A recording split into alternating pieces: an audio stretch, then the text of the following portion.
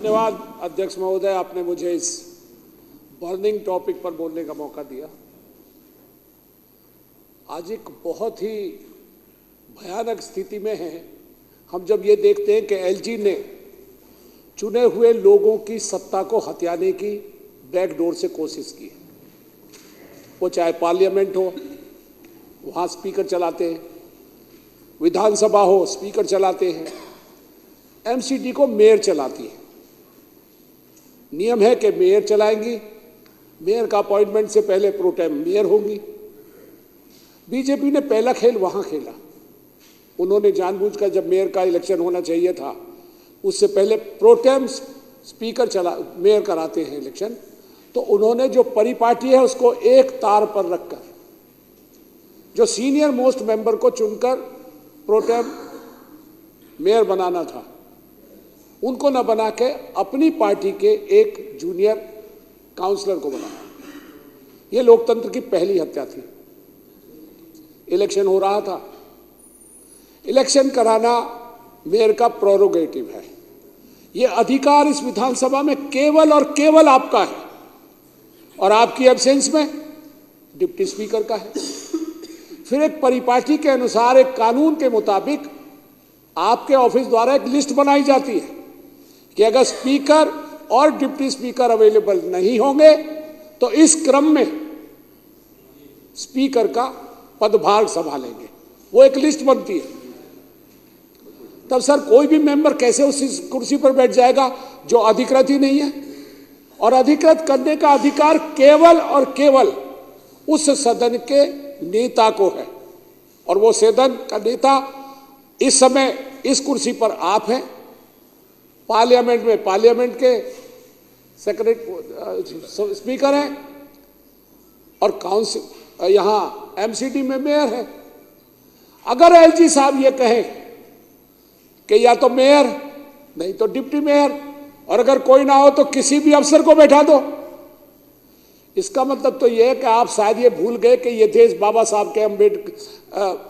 साहब के कानून से नहीं, बल्कि आपने कोई नई और किताब लिखनी शुरू कर दी है। ये तो कानून में भी मान्यता नहीं है। ये तो किसी भी तरह कोई भी ठीक ठाक से समझदार आदमी जो भी कानून को समझता होगा वो तुरंत ही कहेगा कि ये बिल्कुल ही गलत है और ये कभी भी मंजूर नहीं है, ना हमको, ना आपको, ना कानून को।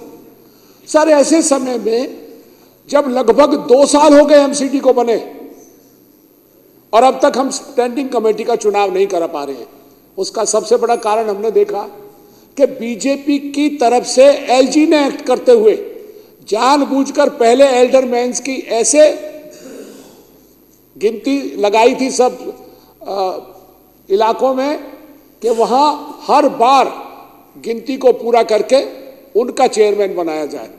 ये सोची समझी राजनीति थी, सोचा समझा। ये एलजी का काम नहीं है।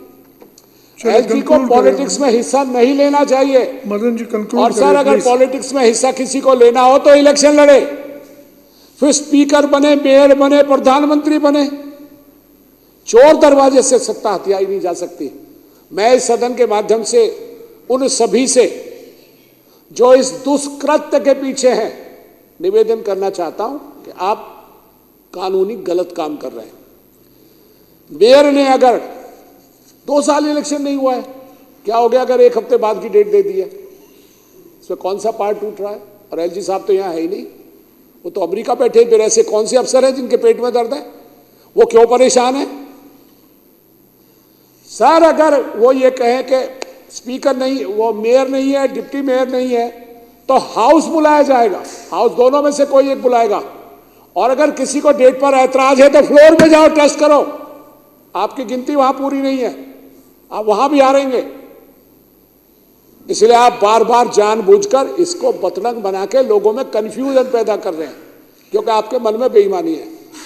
सर इलेक्शन 5 को ही होना चाहिए जैसा मेयर साहिबा ने ऑर्डर किया, और वही तर्कसंगत भी है, न्याय संगत भी है। इसलिए मैं इस सदन के माध्यम से उन सभी से निवेदन करता हूं कि कृपया अपनी फजीयत करवाना बंद कर दीजिए। अनर्गल बातें आप करना इस सदन में भी बंद कर दीजिए कि आप उनको सपोर्ट करते हैं और आप अच्छी तरह जानते हैं कि वो गलत कर रहे हैं। मदन जी, आप थैंक यू सर।